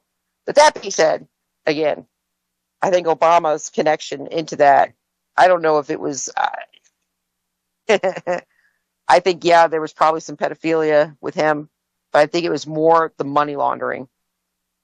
Because I know Epstein was center focus with a lot of laundering. And Obama was laundering money left and right. I mean, Biden. To the tune of billions and billions. Biden laundered it in Ukraine. Right. That's already been fully tracked. I mean, in fact, I said to somebody, don't be surprised if you see Zelensky get arrested. Do not be surprised. It's coming. What was Zelensky beforehand, Yep. Oh, not only that, he was put there by our State Department under who? Barack Hussein Obama. Oh, okay. Yeah. So, I mean, it's like I said, the circle is closing in on them. And people, the general population, because of their hatred for Donald Trump, this is the most hysterical thing about it, are now waking up to what the Anons have been trying to tell them for a decade. Literally, the ones we couldn't shake awake, with the truth, and the ones that would not accept the information because it's theoretical until it's proven, are now shaking awake because they think Donald Trump did it, or Donald Trump is hiding it. It's hysterical. It's sad. No, but you know what? Now I understand why we kept being told it has to be this way. Right. Well, now I understand it, because it's frustrating as an anon to see Trump get hit so hard so many times when the man has already taken so many hits over the last decade. And you can't blame him for shoving back. I mean, only he could put up with that, because it's because he knows. I think because he knows the end outcome. Right. That's why he's putting up with it. That's why he's dealing with it, because he knows it's drawing all the flies to the honey. Yep. That's, in fact, even like Anthony Fauci, that was the other thing I wanted to hit, that Anthony Fauci's statute of limitations expired this week. And I saw more conservatives freaking out over that date and freaking out that Fauci wasn't charged. And I'm like, listen, guys, I don't know why you have to be told this, but there is no statute of limitation for crimes against humanity. Yes, it's that simple. I mean, it could be 20 years from now and that man could be executed by a firing squad, because there is no statute of limitations for a crime like that. Okay, and that's not just a U.S.-based crime. When Fauci goes down, it's not just going to be the United States going after him. Right. Okay, that's a world court thing. I think Putin said he wanted a piece of him too. Yep, it will be a world court thing. It's going to be. Yeah, he's in big trouble when they get him. But again, you already see him almost desperately jumping on the hantavirus bandwagon. He did some kind of a press release yesterday about, it's time to mask up, people. And I was like, oh, keep going. Please add to the evidence. Burks did too. Yep. Yeah. Yep. Bring out the mask. Yep. Keep going. Just keep giving us the evidence, because the more you give us, the happier we are at the end of the day. So keep going, you morons. They just can't help themselves. They can't. All right. With that, though, I got to start closing the show down. I'm going to give everybody their moment, even though I've got pretty much nobody here. Guys, take your time telling everybody who you are. I'm going to start with you, Vicki. Let everybody know who you are, where you're at. I'm Victoria Vass. I'm on Telegram. I'm a channel which is for such a time as this, and X at Booklander. 62. Yes. I was going to say, she sounds so sweet right now. You would never know. There's like an incredible She-Hulk buried in there somewhere. And you know exactly how to reveal my She-Hulkness. Actually, I try not to trigger the She-Hulk, but it was hard with Roger, because Roger gets in some really darn good topics, and I'm like, okay, I got to jump in. I'm sorry, Vicki. I'm sorry. I love you. I'm jumping in. Just because I disagree does not mean I don't love you. The Bible and God and Jesus. It has led to some epic conversations, though. Epic conversations. And as I always tell Vicki, I absolutely love and respect her for standing her ground. That's what I look for in people. I don't care what you believe. I've just said it before. I don't care if you worship a roach. If you are if you are solid in your convictions, that's what I care about. Do you really believe? Does it make you a good person? Yep, that's what I'm looking at. Except for maybe Satan worshipers. That's okay. That's a little bit of a different story. But they're so duplicitous, you never understand what the hell they stand for anyway. Well, we have big problems in the world with the evil. So, the Christians, the ones that love Jesus have to stand up. Well, there's even different types of, like Luciferians and Satanists, but that's a whole different show, because, like I said, there's the deep state, thousands and thousands of years of evil. And then there is the New Age, which they're more like a science logic. It's not even really about good and evil for them, which is very interesting. But David Campione, before we run out of time, tell everybody where we can find you, my love. You can find me David Champ, Champ, on Facebook, and I got some decent photos up there of wildlife, Beautiful, and also beautiful pictures. Oh, thank you. And UFO spacecraft identification manual under my name, David Campione, on Amazon.com, and also David Campione on Fine Art America, and more photographs. Retail only on the Fine Art America. Rafi's trying to get in. Oh no, I'm fine. Oh, there he I'm is. fine. Hi, babe. All right, and with that, guys, and by the way, with folks that are listening, with Dave's UFO manual, I advise you get a copy of that and compare it to the releases, because I was actually starting to do that a little bit, because it's very interesting, Dave, because some of the stuff that's in your manual you can see in the releases.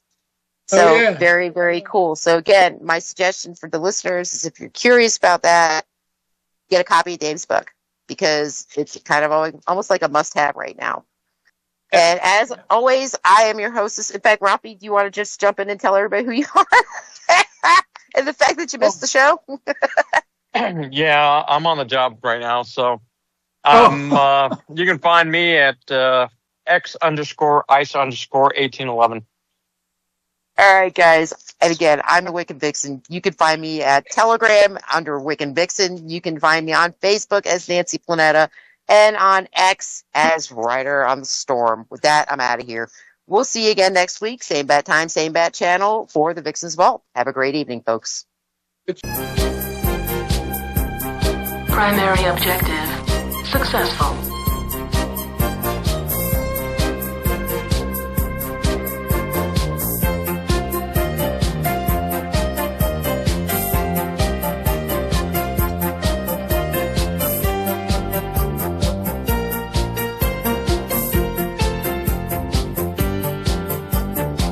Shutdown sequence initiated.